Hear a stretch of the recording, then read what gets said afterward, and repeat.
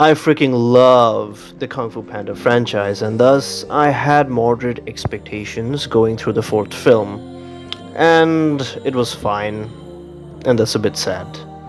So, the new Kung Fu Panda 4 follows the story of our beloved dragon warrior Po in search of finding the next dragon warrior and has to fight the evil baddie, the Chameleon. Okay, let's talk about all the positives first. The animation is A1. Every character, setting, and detail felt better than the previous installments. The fighting scenes are pretty good as well, which in Kung Fu Panda 3 fell a bit short for me. The comedy I thought was quite funny actually. Yes, some of them are visual comedy and some are a bit juvenile, but hey, made me laugh, so no problems there. Now let's really dive into this movie. So there will be spoilers here and there, so if you haven't watched it yet, go watch it and then come back to this video. First, I'm glad to say Po is still awesome. He's still the cute, wholesome, lovable bear that we know, who always have growth in the movies, and here is the same as well. I found him quite funny as well this time around. There was a lot of budget cuts, and it shows. The Furious 5 is nowhere to be seen, which is disappointing. The new character Zhen is serviceable. She's the only main supporting character, other than Po's two dads, who has a good wholesome side story.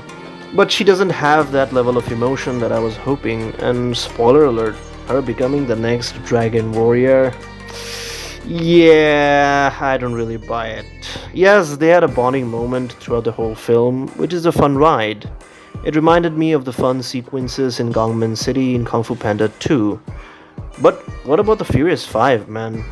Okay, I understand that you had budget cuts, but so why not just bring one? Just bring Tigress. She had some great moments with Po in Kung Fu Panda 2. They had a great friendship going on.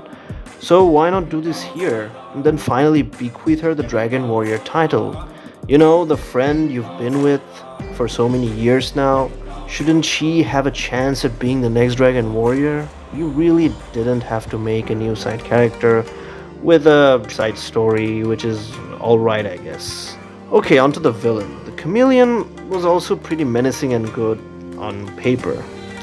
In the movie, she wasn't that bad. I thought her motivations were pretty decent. She's the mirror of Po, who was also judged by her looks and was told she would never become a kung fu warrior.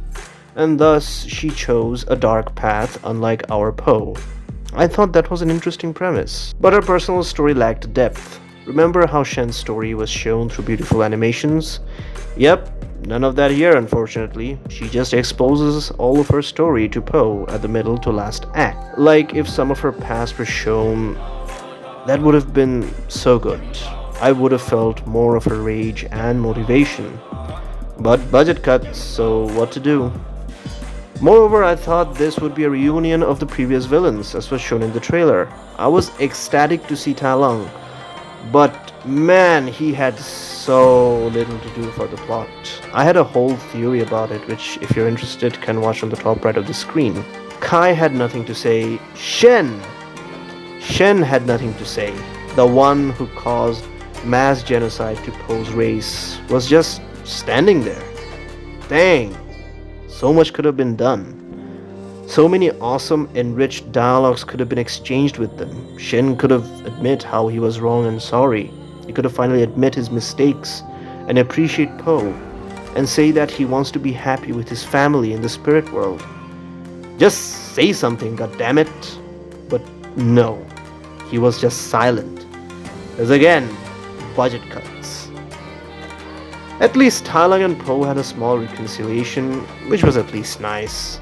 Look, a lot of people thought and still think this was an unnecessary sequel, but I personally think this would have been perfect. This fourth film ties everything well thematically of one's personal growth. The first one was about no secret ingredient. It was about you. The second one was about inner peace. The third one was about the big old question, who am I? And the fourth one was to be more than who you are. This is actually a strong message, but the execution of the movie is so standard. I don't hate this movie. There are some great bits and emotions here and there, and the action is awesome. I also had no issues with the voice performances.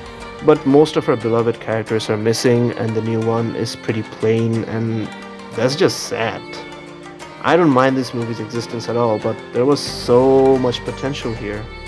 Why did the studio have so much budget cuts? This is a pretty successful franchise. I really don't know. If anyone knows, please tell me in the comments below. Anyway, that's all from me. Thank you for watching and let me know what did you think of the new movie.